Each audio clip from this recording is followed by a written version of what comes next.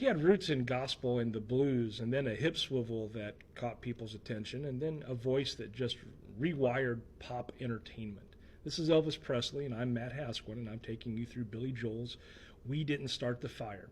We're going line by line, lyric by lyric, and Davy Crockett, Peter Pan, now we're up to Elvis Presley. So let's start with the story here. When Billy Joel name drops Elvis, he's pointing to this hinge where regional American sounds, black rhythm and blues, gospel and country collide and become mass culture. I kind of talked about that a little bit with Rock Around the Clock earlier. Now, if we start in Memphis in 1954, we were at Sun Records with Sam Phillips and Scotty Moore and Bill Black, backing what's going on here. There's a shy 19-year-old, and he's fidgeting between takes, and he launches into Arthur Crudup's That's All Right. The tempo jumps, the feel kind of loosens up, and suddenly there's a rockabilly spark that no one had planned. Local radio spins the record, phones light up, and we have a regional star is born. And by 1956, Elvis signs to a major label. He cuts Heartbreak Hotel, and it explodes nationwide. And TV does the rest.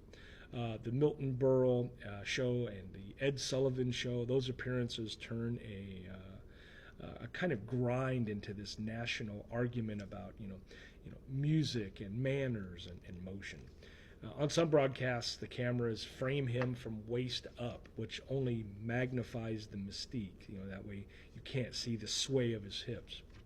His look, the pompadour, the pegged pants, the guitar being slung low. It became a kit that teenagers would copy with their style. And then the story starts to swerve. In 1958, Elvis is drafted. He serves in Germany. He returns in 1960 to this new lane. He's in Hollywood. And over the next few years, he shares some time with some others in movies, and he stars in a string of formula musicals that sell tickets, but they're not really trying to get edgy, right? They're very safe. The music doesn't vanish. His hits keep coming, but the edge that shook TV kind of starts to blur. And then you get to a reset, right? In December of 1968, you have the NBC comeback special. You have black leather, a tight band. He's sweating and smiling.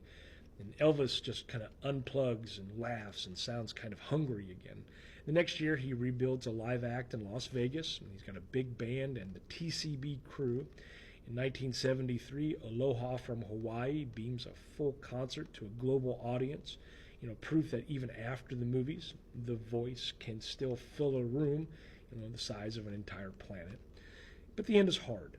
The 1970s bring relentless touring, prescription drug problems, and strain.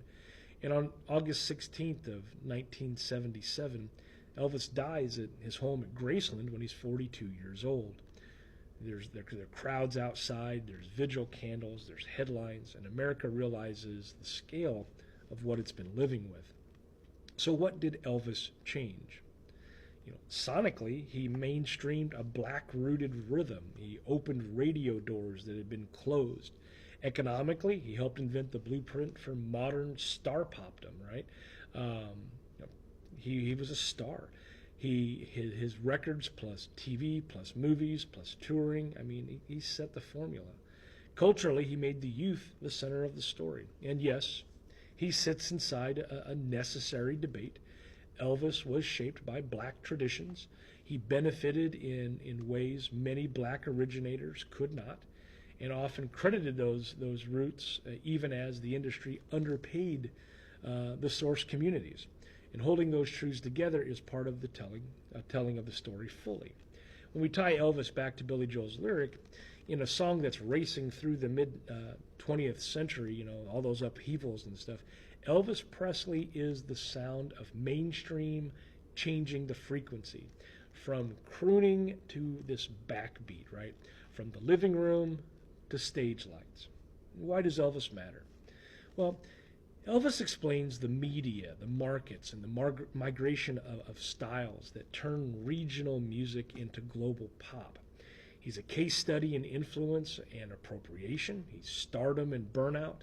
He's also the way one performer can carry both joy and controversy into the center of culture. Hope you enjoyed this particular video today as we make our way through the song. Please throw down a like, a follow, a share. I'd really appreciate it. We're going to keep plowing our way through the song here. Davy Crockett, Peter Pan, Elvis Presley, Disneyland is up next. Thanks for watching.